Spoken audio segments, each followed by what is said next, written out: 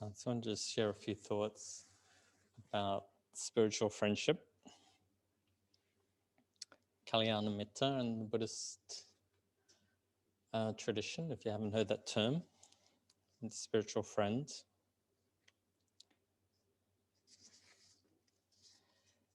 And it's just thoughts that I've sort of picked up over the years and things that have been important to me. So hopefully they might help you. And if they don't, just leave whatever's unhelpful aside and just take anything that may be helpful and use that. There's a quote from one of the Buddhist suttas. The Buddha was asked to explain why his followers look so cheerful. He said, well, that's, the reason is that they have no regrets about the past. They don't dwell on the future, and they live in the present. Therefore, they're radiant. I think of no regret about the past is a sense of what true spiritual friendship is about, the sense of knowing that your intentions are aligned with the best that you can do at any time, your good intentions, the bliss of blamelessness, this thing of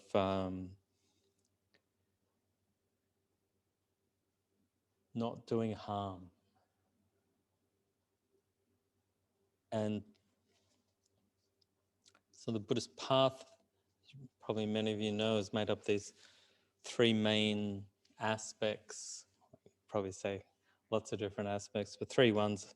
There's the path of it's called sila, which is virtue, but it's sort of like the guidelines that we have for how we interact with each other. It's 5 beautiful guidelines, very simple, and they're gifts that we give to each other. Gifts that we give to each other, and in that giving, we also give to ourselves as well. It creates this container that allows us to blossom and flower into our own natural selves. Just the natural qualities of our being start to come forth when we remove violence. The sense of harshness, of imposing things on ourselves and others.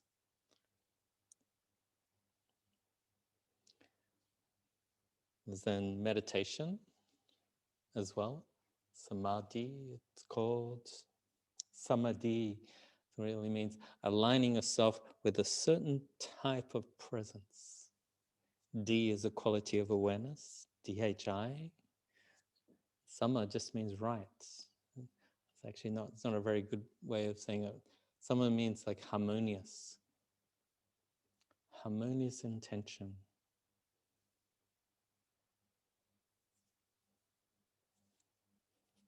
Sama is this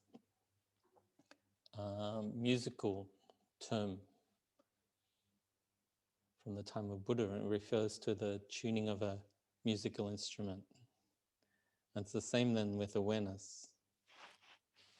It's this right awareness, that we're just sort of totally in tune with what's happening. Going beyond pushing too hard and not tuning out. It's sort of like fine line that we cruise when we're very, very present. And the third one is like wisdom, the wisdom that then comes from seeing life as it is, from seeing things with clarity, from seeing life with clarity, from like his nature, and I'm aligning with that. And nature is just this body, this experience as it is right now. And everything around us, not wanting it to be different. Yeah. So I'm just going to skip forward. There was, some of you might have been to Warburton, to the Buddhist monastery there. I was there one time for a talk from this monk, Ajahn Kalyana, who was the abbot up there, is the long-term abbot. He's talking about spiritual friendship. And he had this to say. So you might just want to see how this lands for you. Oftentimes, it touches us pretty deeply. It's like a real check and see how we're doing with these barometers of friendship. So he said, the true friend talks well of you even if you're there or not. Whereas the fake friend, they're friendly in front of you, but they talk badly about you behind your back.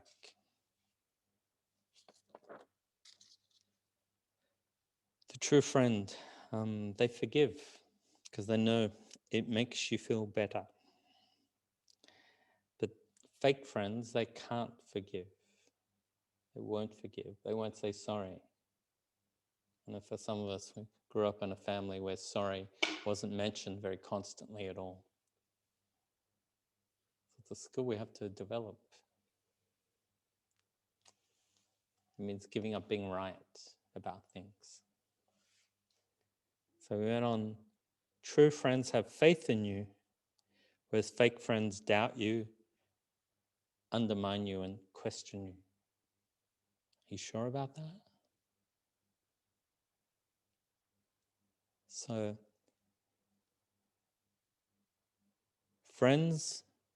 true friends find something to respect about others, whereas fake friends scorn others.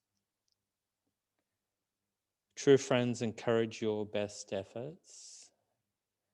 Fake friends are never satisfied. There's always finding fault, finding something wrong. True friends praise each other and don't constantly point out each other's faults, whereas fake friends will always find something wrong with you. And this is a big part of the monastic community. I know this one, that true friends point out when you've gone off the path, when you've wandered, when you're doing things to harm yourself or others.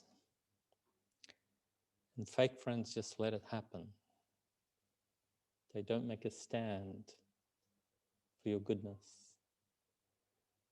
They don't point out where you might be harming yourself or others. Generally, I just sort of stand back. Something to think about, huh? There's a lot in it.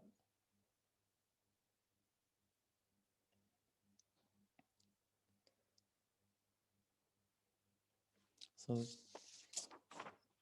I always remember that talk. I was just very impressed with how he put that forward. It's like you feel the strength in his being as he was talking about it.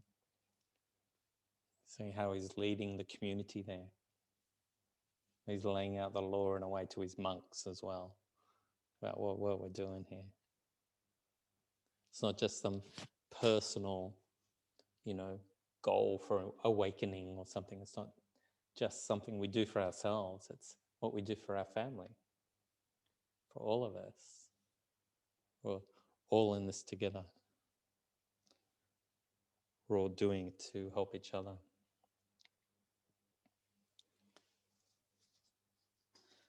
There's some lovely things from Thich Nhat Hanh's Vietnamese Buddhist community, where he's taken these 5 gifts and then really expanded on them, these precepts. He said, aware of the suffering caused by the destruction of life, I'm committed to cultivating the insight of interbeing and compassion and learning ways to protect the lives of people, animals, plants, and minerals. It's not just about this simple line of not killing living beings. He's taking it right out to include all of life, how we relate to everything. Very sweet.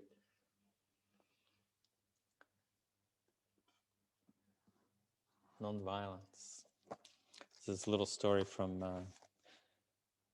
book of stories from Anthony DeMello, who died back in the late 70s, I think it was. He was a Jesuit priest, and if you don't know the Jesuits, you're probably not part of the Catholic community. They're a branch of the Catholics. There's this story of a soldier talking to his commanding officer. He said, "My friend isn't back from the battlefield, sir. I request permission to go out and get him." "Permission refused," said the officer. "I don't want you to risk your life for a man who is probably dead." The soldier went all the same, and an hour later, himself came back, mortally wounded, carrying the corpse of his friend. The officer was furious. He said, "I told you he was dead. Now I've lost both of you. Now tell me, what was it why was it worth going out there?" He said, "Well, it was worth it because when I got there," he said, "Jack, I knew you'd come."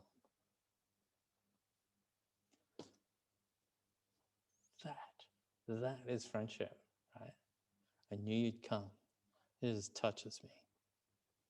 Beautiful story, huh?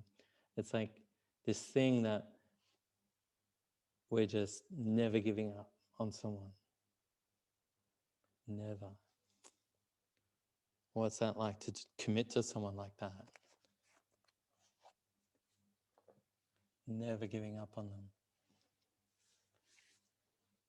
So how many of you can, pull out from inside, never giving up, regardless? That's what spiritual friendship is really about. It's a commitment to relationship.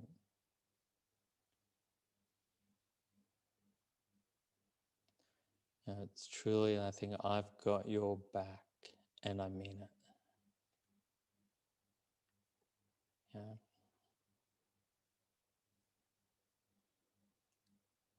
So that's how we engage with this path.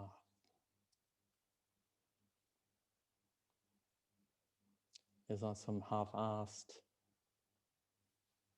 feel-good thing, right? It's really, really, really stepping in with your whole being, with your whole body.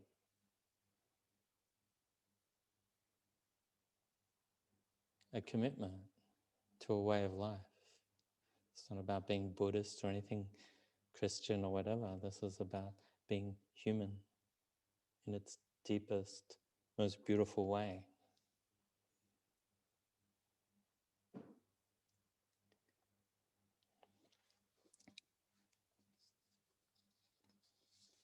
The second of the precepts, aware of suffering, again by Thich Nhat Hanh's community, aware of the suffering caused by exploitation, social injustice, stealing, and oppression. I am committed to practicing generosity in my thinking, speaking, and acting. Like as a saying from Ajahn Kalyano's true friendship commitments there. You see how seriously he takes that. That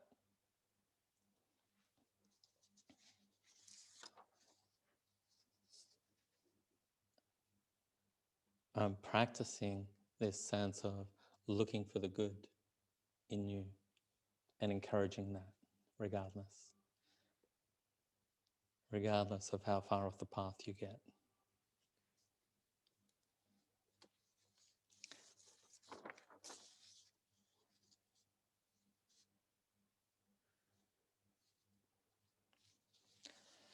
Part of that is we can really start thinking about how do we nourish ourselves? How do we nourish our being, our heart? How do we nourish our friendships? Sometimes in our culture, we can have a sense of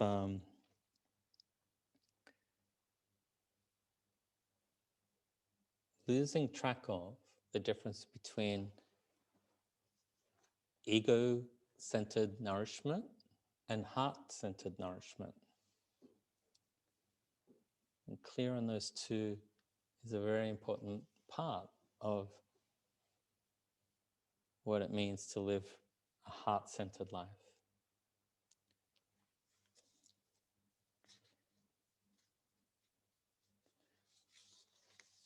So to give that a little bit of definition, this comes in some ways from the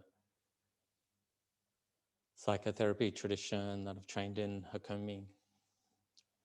And from one, there's even two strands of that. And the Hakomi Education Network, they're quite big on this thing of heart-centered nourishment and understanding the difference between that and the ego-centered one. So this is kind of my take on it. So the ego-centered one is sort of like that sense of where we're building our self-esteem based on, say, our accomplishments, the sense of the things that we own, the type of people we associate or something, where we're building up a false sense of ourselves, a false sense of strength. And it's like a way we're putting this forward and selling ourselves in a certain way and lifting up a part of us that might feel it's flagging when we don't do that. Yeah. At worst, it's that, we use that sportsman metaphor, is just sort of won this big award and he's up there going, oh, I'm so humbled by this, but you see he's just sort of not that humbled at all, quite frankly. You know, he's trying not to use the metaphor that was told of me that it has a sexual thing to it, but it's like he's not acknowledging all the different things that come in to support that achievement.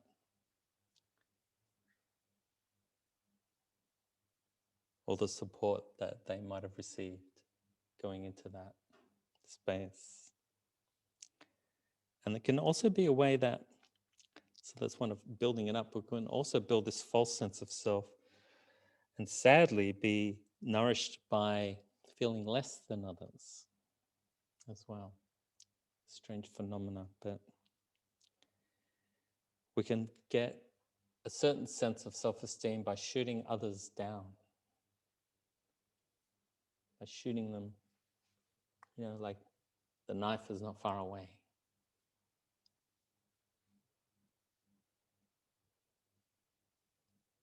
And we're happy to sort of stick it into someone.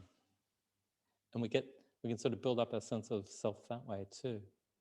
And that's another way it can happen, right? Where ego-centered nourishment comes from putting people down, hurting others.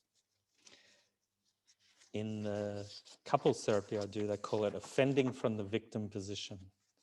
And at worst, it's like, you've hurt me, so that gives me the right to hurt you as much as I want. Does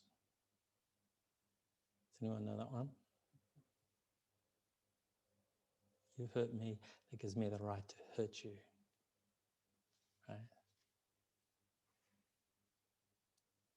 So this is an ego-centered nourishment. Self-righteousness, it's also called at times, I think. Yeah.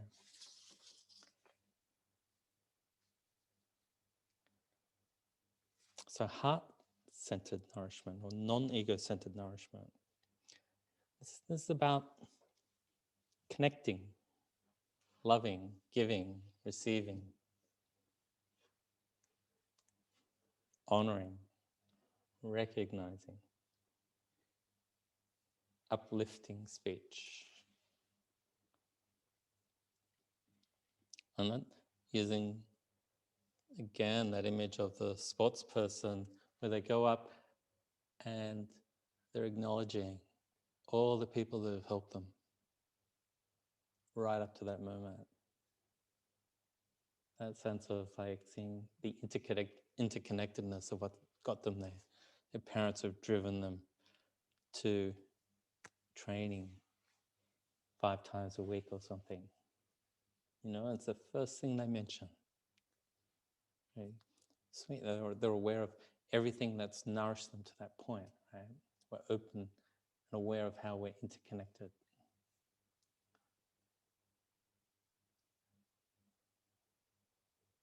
So this is spiritual friendship. We're aware of how we can lift each other up and bring out the best in each other, whether it's family or friends.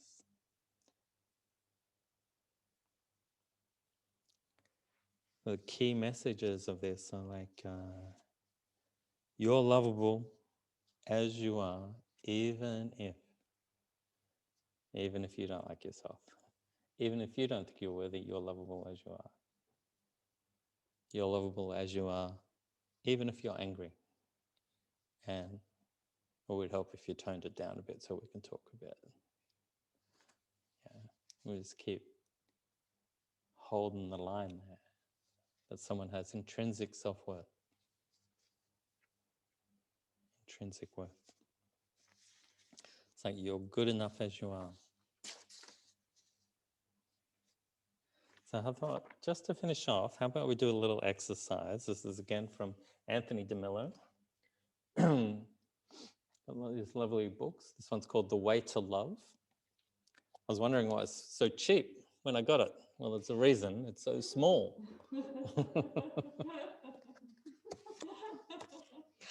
Wow, that's cheap book. Right? Only got a quarter of it. Right? So, okay, so let's find the exercise. They gave me 2 though, which I thought was very kind and funny. All right, so let's go do this exercise. I'm just trying to find the right light here. So it's full of these lovely little exercises, this book, The Way to Love. So let me just read it out to you. If you want to just close your eyes, it's kind of like a meditation and contemplation. So he says here, it's like a sobering thought that the finest act of love you can perform is not some act of service or looking after others or caring for others, but actually an act of contemplation, of seeing them as they are. Because when you serve people, you help them, support, comfort, alleviate pain. But when you see them in their inner beauty and goodness, you transform and create. So first of all, I invite you to think of some of the people you like and are drawn to. Just bring to mind some of the people you like and you're drawn to.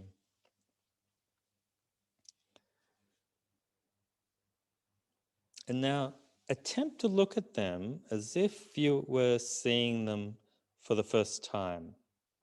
So not allowing yourself to be influenced by your past knowledge or experience of them. Whether that's good or bad, but just seeing them for the first time.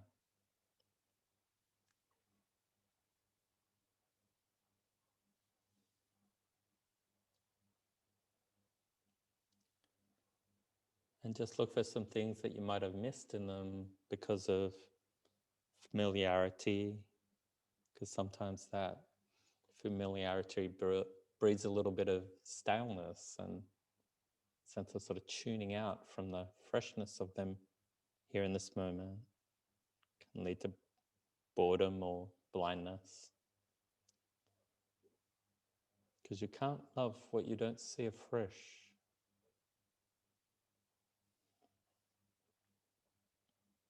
You can't love what you're not discovering anew constantly.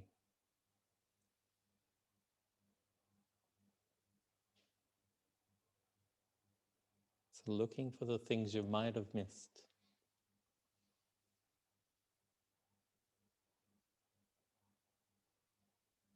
Maybe just their sincere effort to do their best.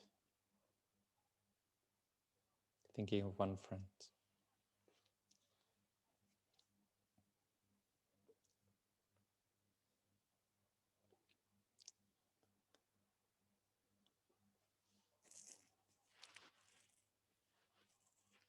So having done this, then just allow those people to go on their way. So now move on to people you dislike. I'm sure you all in the room have hardly any, but if you have some, just bring them to mind. So first of all, observe in them, what is it that you dislike?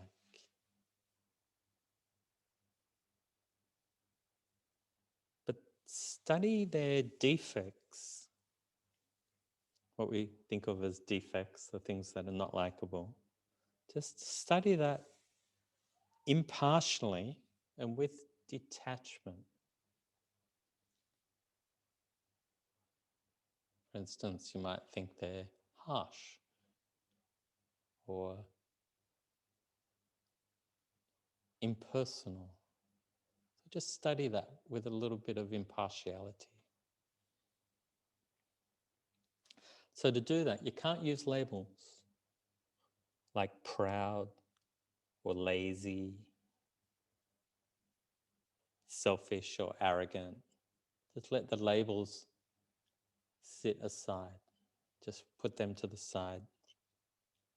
Because this label, just note how the label can be an act of laziness, mental laziness. It's easy to stick a label on someone, isn't it?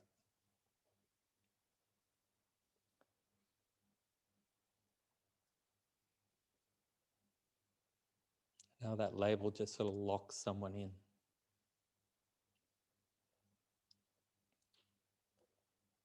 But it's much more difficult and challenging to see that person for their uniqueness.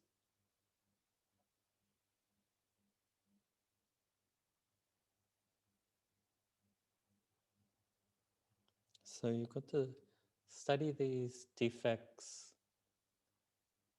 kind of like a researcher, clinically.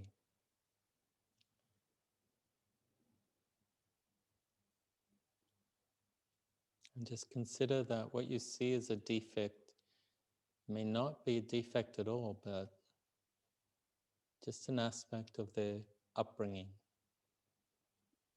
of the conditions of life that have led them to be who they are right now.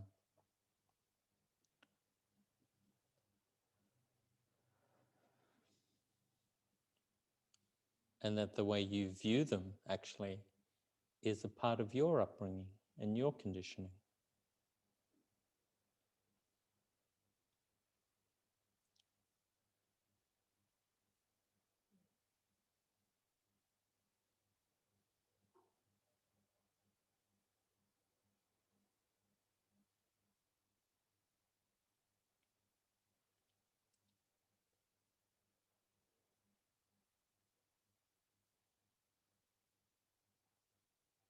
So could it be that your conditioning, your upbringing has led you to this sense of dislike, of not liking?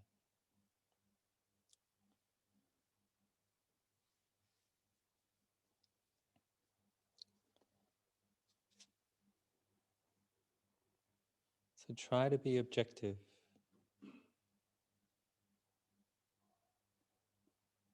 So if after studying them clinically, you still see defects,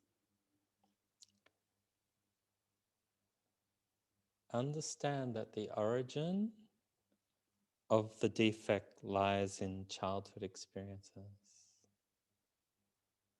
past conditioning, faulty thinking, perceptions.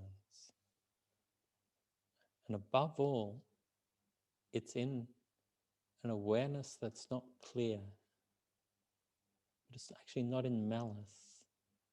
The defect is not in the malice.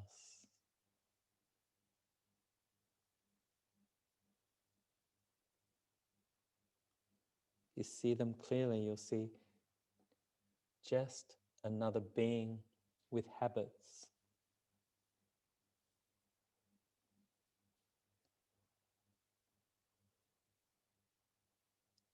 And as you do this can change your habit, because to understand is to forgive.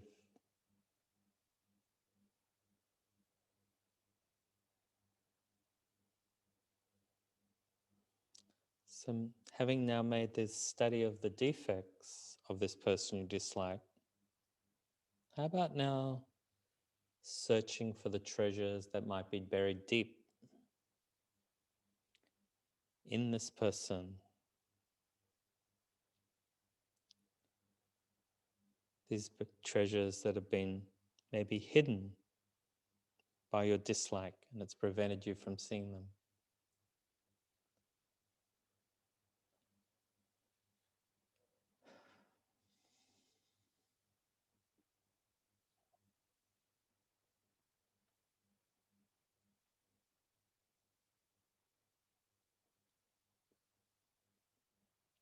Looking for the treasures that are hidden deep.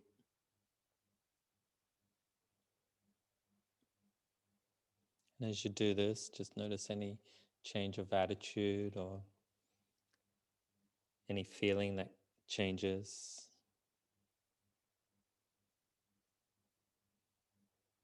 Maybe that dislike will soften a little.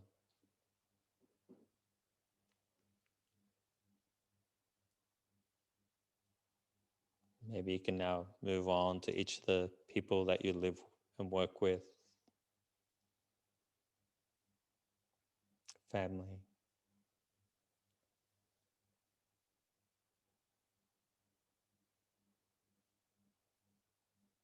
It's looking for the treasures buried in this person that your dislike prevented you from seeing.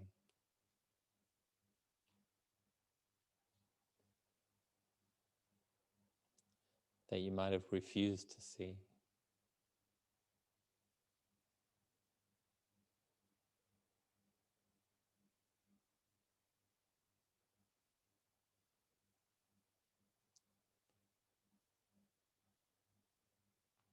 And in seeing them this way,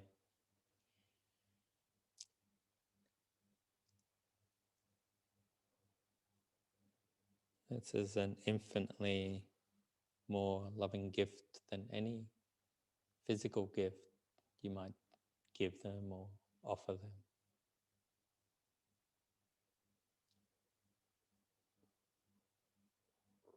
Looking for the good in them, the treasures.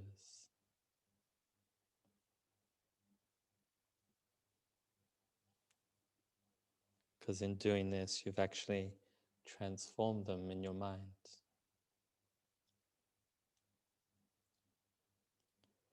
You've created for them a space in your heart.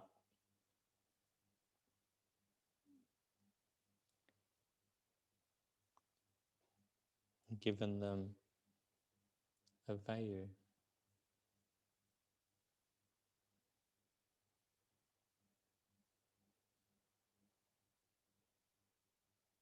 Confirmed their worth.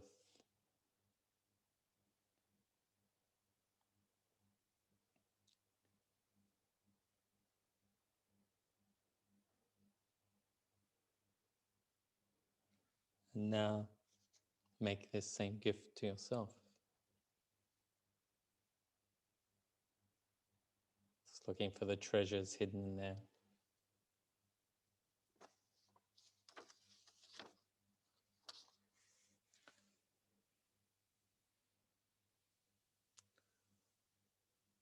Any perceived faults.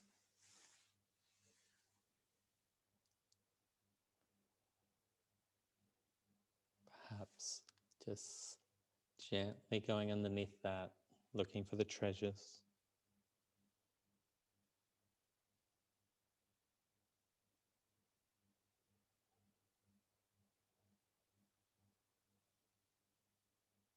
Anything that leads to a better understanding, that leads to love, forgiveness.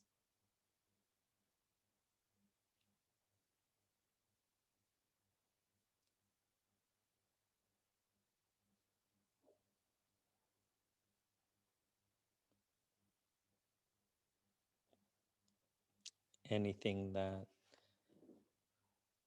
helps us transform from this strangely loving attitude.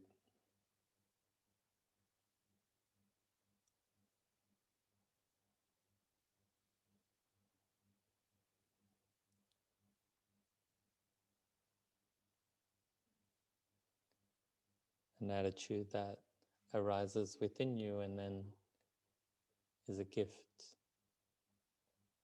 to all other people you come in contact with, all other beings, every living creature.